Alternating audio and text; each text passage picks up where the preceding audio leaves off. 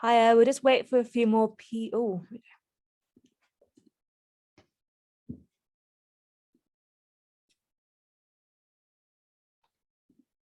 Hi, everyone. We'll just wait for a few more people to join. I'll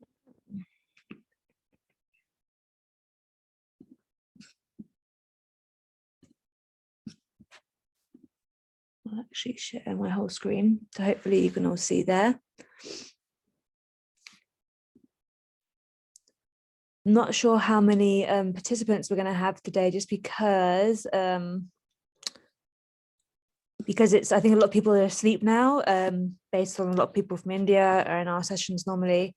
So we'll see. So actually I'm going to stop sharing. I'm going to put that link directly into the chat. It is a Padlet where, give me 1 second, a Padlet where we can share where we're from in the world. And it's the same Padlet I used when I ran this session 2 days ago. So you'll see that there are already people on there. That is the reason why. So there you go. The Padlet is in the chat. And I'll begin. That's all right. I'll begin in a couple minutes. I think that, I think we'll just have a nice small group today, which is kind of good. So thank you for everyone for joining us. I know that for some people that, in the middle of celebrating Ramadan, or, it's Mother's Day as well. So yeah, I appreciate you coming in on a Sunday evening. Well, thank you for doing this again. That's okay. I've benefited a lot. I think, I did these last year and I could hardly attend any because I was also teaching full time and all this. So this one, I've gone to every single session. Some of the sessions, if there's a couple at the same time, I've gone to half of it and half of the other one, but it's been brilliant. Like so many, loads of the people who are running the sessions had never led sessions before. Like every single session I got stuff out of. So I'm super, super happy with it all. Okay. So I'll just give it 2 more minutes and then I'll begin.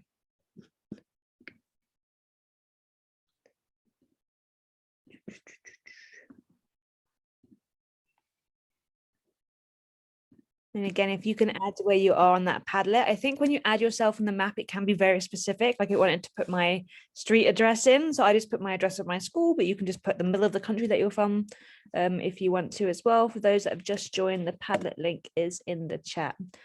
And it's really nice to see that people are joining from all over the world. I was actually just looking back at the IB Educated website, and on the very first page, it says where all the people joined us, the very first session that we had, which was literally just a Zoom that I opened, and it's just for people to talk about what was happening in their schools during the lockdown. And they were from all over the world.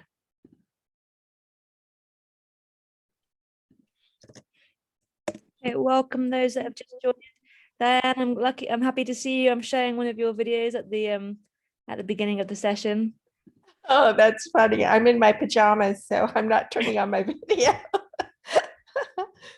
The first session yesterday, I was underneath the duvet, so just wait another minute or so. I think because a lot of the people who attend these and host them are in India, they all happen to be kind of more suitable for those people. That's why I wanted to host this one a bit later in my time, so it's 9 o'clock at night here. So I think I'll do that next time as well. I think probably I'll do a late one on the Friday. Maybe that's a bit better than the Sunday. Yeah, I couldn't attend any of the other ones, so this is great. I recorded, they recorded most of them, and what I'm going to do is not only will I put them on the website this time, but I'll also put a blog post where I name each session and put a link to the video and presentations, so it's easier for everyone. Okay, I am going to begin. Let me share. So we can see we've got people from all over the world. This also reflects the people that were at our the session I did last on Friday as well. So if you could have your microphones off just while I'm talking, and then at the end we're going to have a little activity and some discussions. This thing on the side I use as an icebreaker sometimes. I also have it laminated on my door. So the students sometimes when they're waiting outside eagerly for the class, they look at the different people in this picture and they decide which one they are. I think it's a nice icebreaker. I showed this to teachers when I did a workshop in Noida Noda. And then one of them now just often sends me memes that are like, which one are you today? And it's a picture of 5 Renaissance people or something. So we'll have Q&A at the end as well. And if you want some information or help with SOIs, I can help you there as well. So if you've picked out which person you are, hopefully you can see the number on there. And then you can kind of see what it's supposed to say that you are. And you might agree or you might disagree. It's in the psychology book. And at the end, I'll share the links to these presentations. And it's linked to a copy of this is in the speaker notes. The presentation, if you're an MYP coordinator or other, you're welcome to take the presentation and run the same thing in your school instead of showing them a video with me. That might be easier for you. So this session is about statements of inquiry. I think sometimes these can be really hard for teachers and they're kind of like a barrier almost because they feel so, they have these constructs they have to use, the global context, the key concept and the related concept, and it can feel really tricky. I know when I was first writing statements of inquiry, when we started the next chapter, mine were really a mouthful. And I was like, I think that kind of makes sense. It's kind of a hodgepodge pushing everything together. I have people who, I've met teachers who are so creative and so smart, and they hate writing statements of inquiry. So hopefully this will demystify the process slightly. So we're going to start off with Diane's video.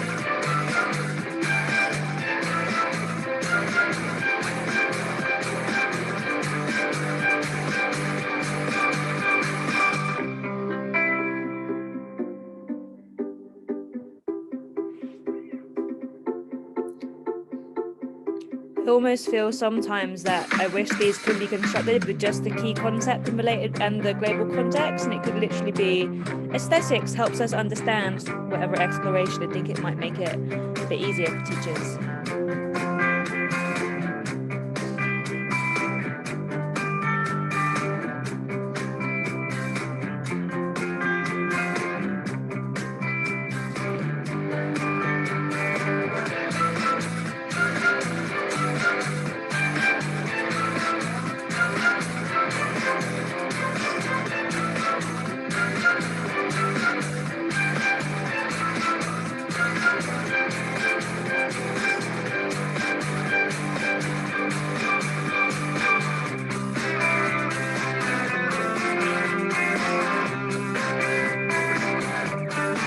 I'm going to stop there, but I just want to also point out that something I really like that Diane has done is coloring the different parts. So it's something that I try and do now when I'm writing my statements of inquiries. I color the part that relates to the key concept, related concept, and global context, and it helps me make those connections.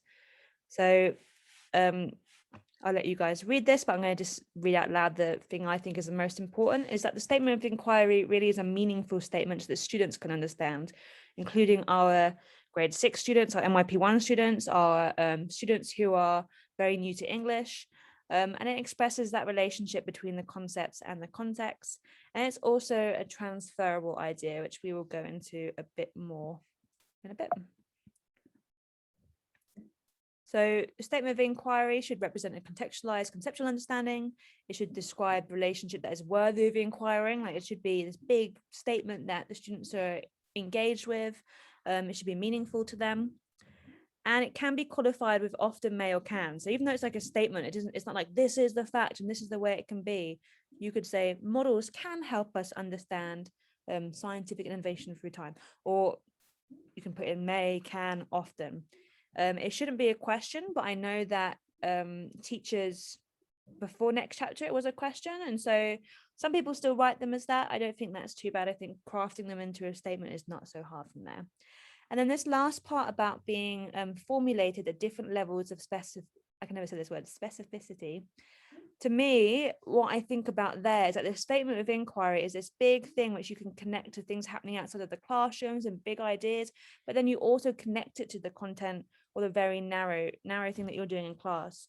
So I have a statement of inquiry, which is all about giving fairer access to resources can make a fairer society. And so when we're talking about the big picture, the big level, we could talk about access to clean water and access to food. But then when we break it down and come into my unit, we're talking about access to Wi-Fi and access to digital products. So I like that I can use it to zoom in and out.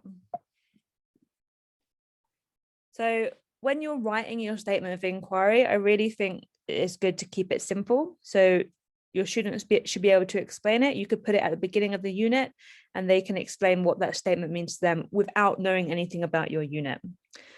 It should be potentially transferable. So within a subject group, so if you're a visual arts teacher, your statement of inquiry should be able to transfer maybe to music and performing arts. But it doesn't mean that it has to be able to transfer to every single subject and every single context that happens. I mean, it's nice when it can, because it can help you make those connections and be a bit more interdisciplinary and transdisciplinary, but it doesn't have to be this big sweeping universal statement. And because we have these related concepts, they are sometimes seem a little bit more subject specific. And so that's something that limits us as well there. And then the statement of inquiry, as I said, students can talk about them at the very beginning before they know the context. Before you even tell them what your unit's about, they can kind of describe what it means. But then at the end of the unit, they can talk about that statement of inquiry of a whole new understanding and meaning, and they can use examples from your unit. So they're saying they can show why that statement is relevant or important and give those examples. So I think that's a really good test of a good statement of inquiry, is showing them at the beginning of the unit and then the end and seeing the understanding. Now, I think this is sometimes a problem that teachers have when they're writing the statement of inquiry. They know that it has to have the global context, key concept, and related concepts in there. And they end up doing like fridge magnet poetry. So if you've seen the thing where you get all the individual words and you put them on your fridge and you rearrange them to make a poem, it kind of becomes like that, or becomes very clumsy. So as I said, I used to write these statements of inquiry and I don't think I knew what they meant. I think, oh, this sounds kind of fancy. And I'm sure they were awful. I don't even want to look at the stuff I was doing like 5 years ago. Something that helps me is that you don't have to use the global context name. You can use parts of the explorations. You can also use synonyms. So I have a statement of inquiry later where I use the word society in replacement of communities. They're not exactly the same thing, but for my unit, it kind of is. And in my unit, we discuss what is community, what communities are we part of, is society a big community? So we make that connection there. So I've got these documents that I'm going to show you. You may have seen them before, so I'm going to come out of the presentation and open these up for you. It's really useful if you're a coordinator or a teacher to have these when you're writing your unit plans. So this one is the related concepts. So what I've done here is I've put them, these ones are all in alphabetical order with the description, and they're color coded by subject. So you can look through there and you can find ones. Maybe you're not a arts teacher, but maybe you're talking about audience. It's a way of making connections with the art subjects. And then I've also put them here by group, and then I've put in the duplicates. So you might look and say, okay, I'm doing adaptation in my design unit, let's talk to the students about how they're using adaptation in PHE. So again, you're making it this big universal thing, and that helps with the students able to transfer between subjects. That I think is one of the things that students find really, really hard. Sometimes I'll talk to students, even things like some ATLs, like I'll say to students, like, how do you analyze a source? And they're like, I don't know. And then I found out the day before they did that in INS, right? So making connections as much as possible, I think, is super important. The key concepts, what you'll find when you're looking at the key concepts is a couple of problems. Firstly, every subject is assigned like 2 or 4 or 3 they're supposed to cover. Doesn't mean you can't use the ones from the other subjects. You definitely can, but sometimes teachers feel really like they have to do those ones and none of the ones. Also, you'll see that it's not between them all. They're not all shared. So for example, logic is only in mathematics. So how's that going to help them with transferring knowledge? It's not really. You can see that things like communication is in 5 subjects, but something I want to point out that not everyone always notices is when you're looking in your subject guide, you'll find the definition for your key concepts for your subject. So in design, I have the communication, communities, development, and systems. So it's a design specific definition. The design ones particularly are very like design focused, they're less general, but some of the other ones a bit better. But from principles into practice, there's a general definition as well. So if I scroll down and I look at change, it's a key concept assigned to INS, sciences, arts, and PHE. And you can see the different definitions, but at the top, I've put in this general definition.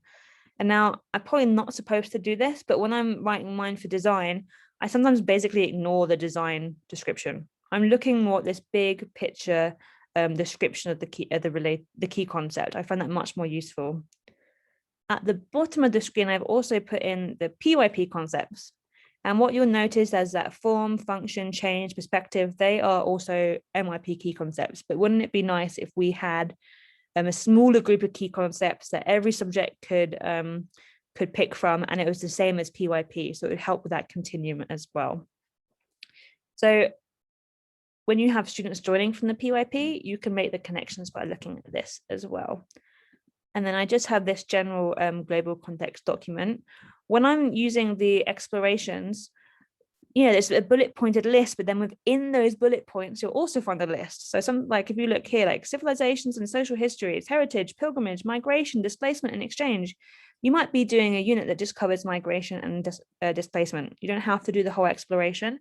In fact, all of these explorations are examples. You can make up your own as well.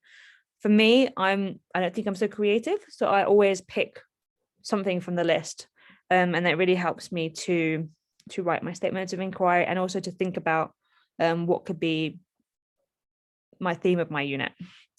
I also know that sometimes when looking at curriculum from teachers, sometimes they go in there and they tick lots of key concepts and related concepts, and they end up having 3 related concepts and 2 key concepts, and that is so much of a mouthful. You can't really write a good statement of inquiry of those. So for me, the rule I always have is 3. So I always do 1 key concept and 1 or 2 related concepts. In fact, I normally just do 2. And that helps me as well. It doesn't mean that you can't bring in those other concepts into the class and discuss them, but you're thinking about the big picture. What's the big statement that you're going to bring in often throughout the unit for students to reflect on? And then also don't go for the obvious. So sometimes you'll find that, for example, language acquisition, they will always choose the key concept of communication, because in language acquisition, communication is in everything they do, right?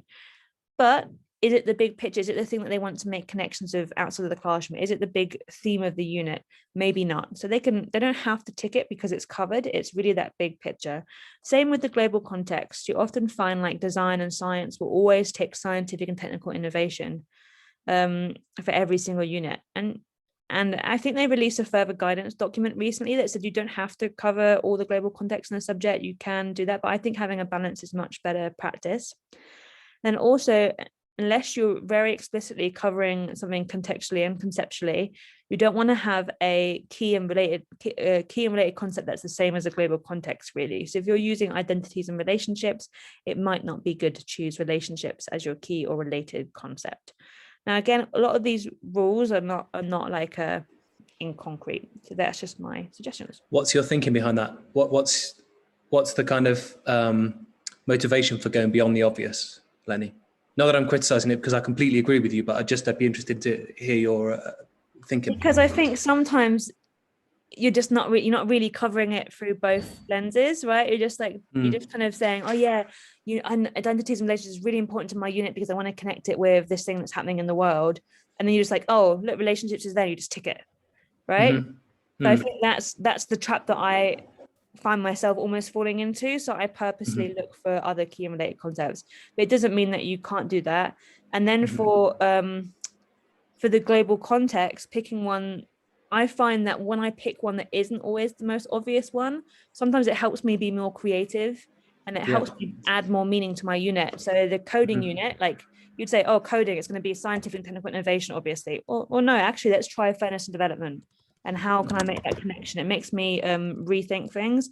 I think it's actually really good as well if you sometimes you have units that you do every single year and it kind of becomes dry. And sometimes there are units that you have to do a certain topic for national requirements, whatever. Sometimes changing the inquiry part, for picking a different global context, can give you a different focus and a different angle and can kind of refresh the unit. So it kind of helps uncover access points, right? It kind of helps us find new ways into this, and kind of, I really like that idea, going at it from a lateral point of view, going at it from a kind of oblique, different way. That's the most interesting way, where you can find actually new connections and you can find new content, or you can find new ways for the kids to connect with what you're covering. So yeah, I was just interested. I was thinking more, I was obviously talking more about when collaborating and planning. You can also do like a little table where with your team, you're like, okay, we're going to do a unit on cells in science. And then you can kind of brainstorm how you would do it under each of the 6 global contexts, or pick out each of the concepts and then choose which ones you like the most, right? Because most topics you can connect to any of the global contexts, you can connect some way to the different concepts. So that's kind of a nice creative activity. You can also, if you're trying to do horizontal, you could do things where you have big flip chart paper with some of the global context on there, or the concepts, and then go around everyone from all the different subjects, brainstorm or write connections as well. I think that's a nice way to get that across. So how do you craft your statement of inquiry? I think that people do it in all different ways. For me, I used to do e-assessment authoring for the IB, and the way that works is there's always a global context that everyone's doing for the grade 10 e-assessment. And so we would come to the session and we would know that the global context is fairness and development. So we would bring loads of articles and resources and links to things that we'd seen linked to that global context. And so also with design, it's kind of easier because you do backward planning kind of from the products you can envision the students making. And then we would find connections between all the resources we shared. And then we'd think about, okay, what is the big picture here? And that's when we'll bring the concepts in. But I know other people do it a different way. I don't think, again, there is any rule.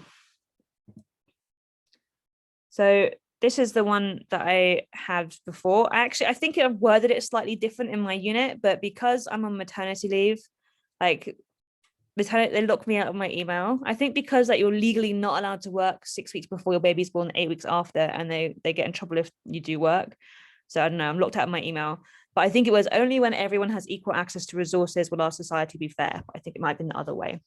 So, my students again can cover this. They're going to be talking about access to water or access to education, etc. What they're actually doing in this unit is they're making a choose your own adventure style game using HTML and CSS. And the first year we did it, the game could be teaching the audience or the play about anything. So we had kids making games about ancient Egypt, or math games as well. Math games were very popular. They really enjoyed playing math games, game testing. So there were many, many math games.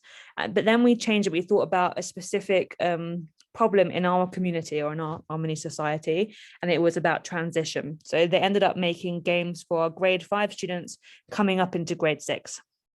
And within that, they could make it for a student who was joining the school fresh in grade 6, or they could make it for a student who only spoke Japanese and had very limited English if they were a Japanese speaker. So they were making it for this very real audience. And yeah, so we talked about having these equal accesses to information. So regardless of you're new to the school or what language you speak, etc.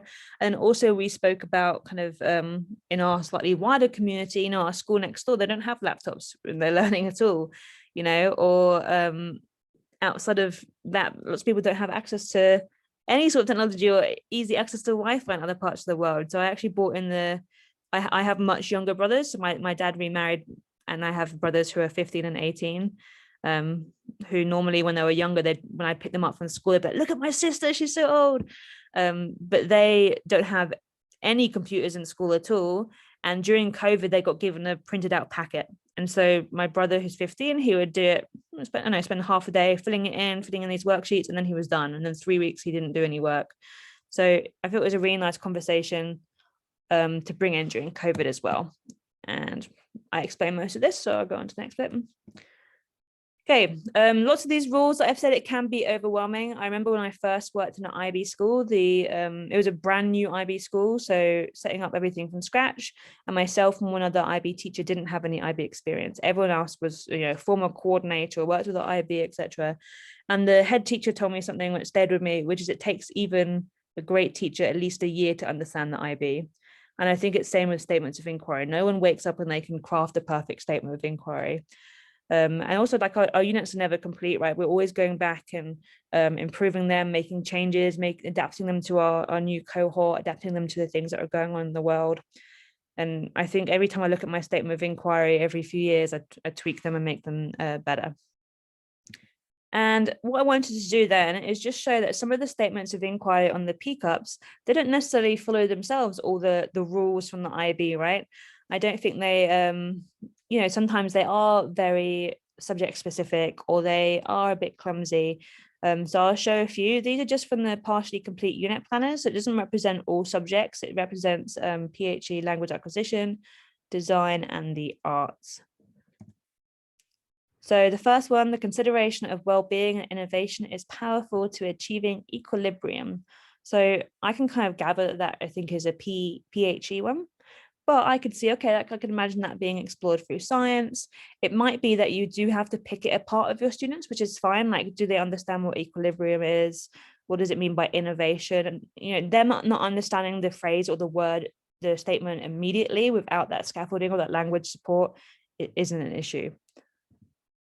Art plus science equals innovation. So I love that. It doesn't really follow the rules at all, right? I mean, it has communication is the key concept.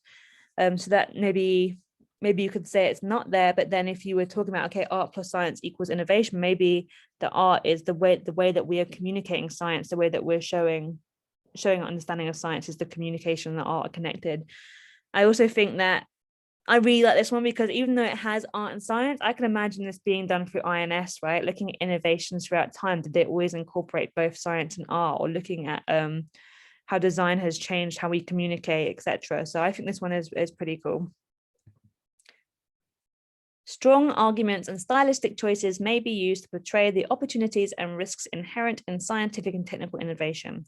So this one can read a little bit like fridge magnet poetry because it has those things kind of wedged together. But actually, I think your students could understand this. It might be that you break it down into little bits. But I don't think it's awful. But again, it's not like the perfect statement of inquiry. And then we have developing a sense of belonging promotes synergy within our community. And so again, identities and relationships, it doesn't have the exact words there, but you can see how this relates to identity and relationship. So I like that one as well.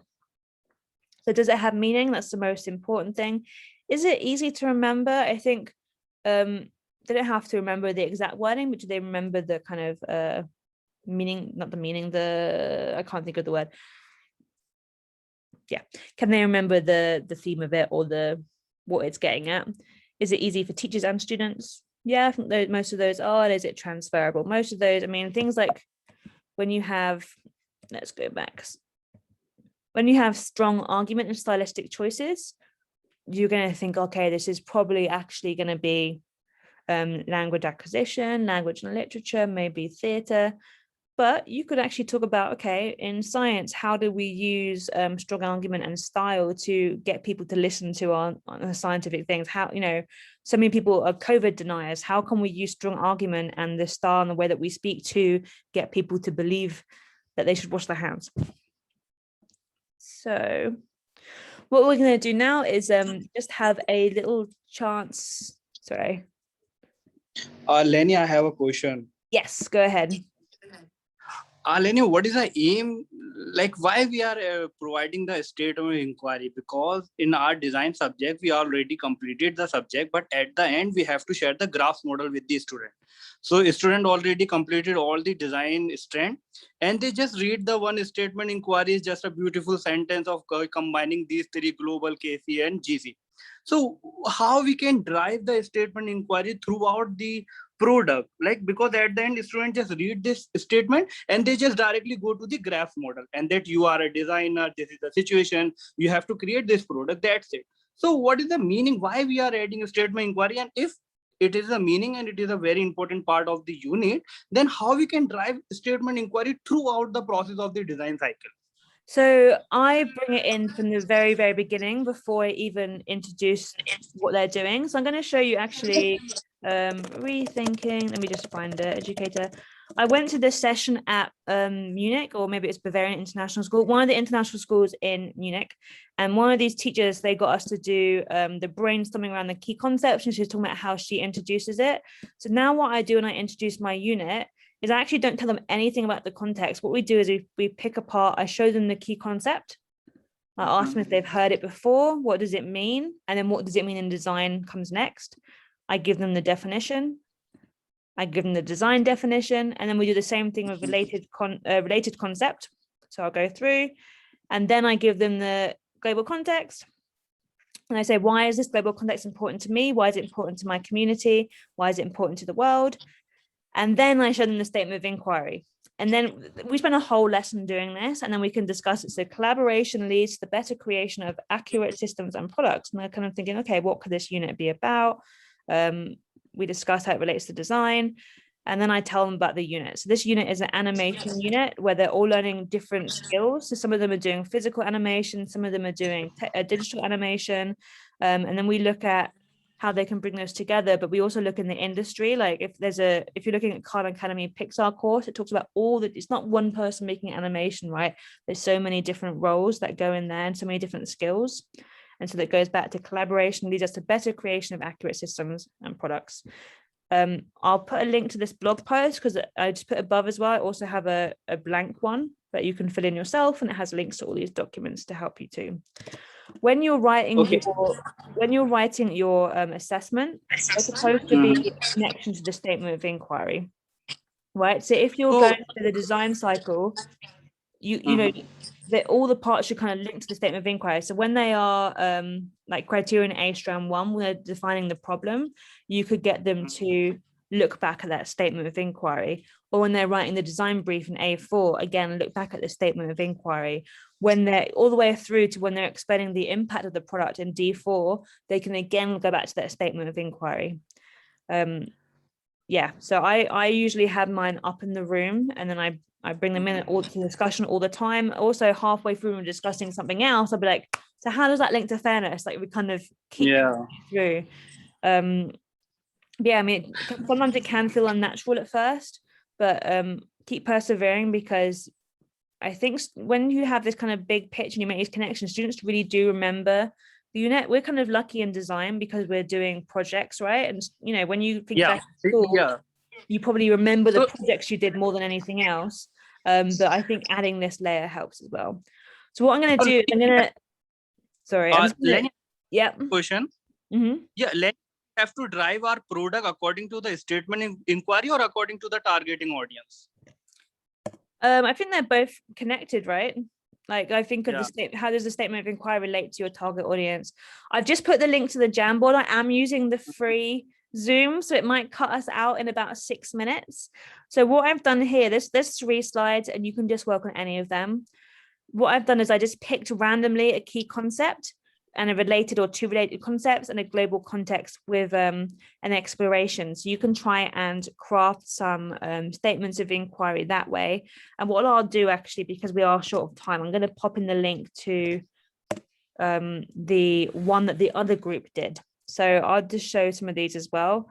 This one was change, empathy, choice, orientation in space and time. And we had empathy can help us understand the choices and changes people have made.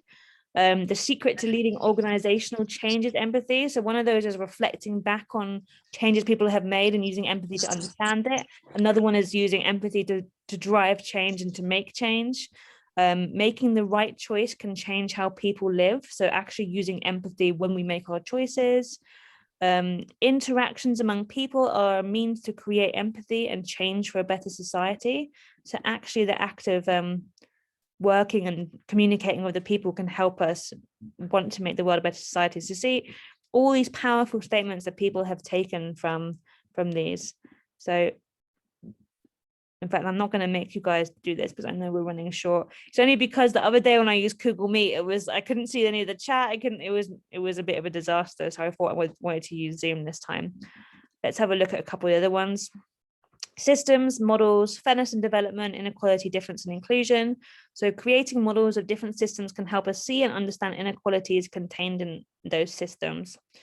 Or some of the unfairness in our world is down to systematic models we operate in. Currencies, like I love all these. Like I think back to when I was at school and it was literally you'd read a textbook had 3 paragraphs across 2 pages and you had 3 questions. First question, you were literally scanning the first paragraph and you'd write the answer. Second paragraph, the same thing. I used to get in trouble because I would write in one word answers. I was like, well, what's the difference? I'm just literally looking at a paragraph and finding stuff. But even just these some of these statements of inquiry, I mean, these can lead to such rich conversation just between staff when they're collaborating and improving or planning a unit, or with your students as well. As I'm skipping that thing, what I'll do is I'll just take any other questions just in the last 3 minutes before it cuts us out. One day I won't be so cheap and I'll do the pay for it. Any questions, anyone? What are your thoughts on having educator statement of inquiries and then student statement of inquiries? So I wish that the unit planner, maybe not necessarily the statement of inquiry, but I wish it actually had separated where you put in your inquiry questions and then it has the student generated ones. So I know it's like, oh yeah, you can generate them, but people aren't doing that. They kind of, maybe they do a little bit, but they're not documenting it. I think that would be so powerful if every year you can see the questions that students came up with the year before and adding on to them. I think that if you work in a school where you only have like one math teacher or one grade 6 math teacher, you have that freedom where you can reword the statements of inquiry, or you can have the students help you craft it. It's very difficult if you're in a school where there's 6 teachers all teaching grade 6 math. Yeah, I wish there was more student involvement in planning curriculum and assessment in general. I think it makes them more invested in it. I think I get my students helping with assessment and also just timings and stuff in the classroom. So say we've got three lessons to work on something. On the first lesson, I'll ask them, is 2 more lessons achievable? So just little things like that give student agency. And it would be so good if we could have this agency in the big picture of our unit, right? So it's going to cut off in less than a minute. So thank you so much, everyone, for coming. I'm sorry that we didn't have so much time for the kind of interactive part. I'll probably do IB Educator chat again in August. And next week, I'll put all the recordings of the sessions and all the presentations that people have shared me on the blog as well. So thank you so much for coming. I know for some people it's Ramadan, for people it's Mother's Day, it's Sunday. So thank you so much for giving me your time. And thank you, Diane, for wishing me happy Mother's Day. I already had Mother's Day in March. That's when UK Mother's Day is. Okay, thank you, everyone. Happy Mother's Day. Thank you so much. Bye, everyone.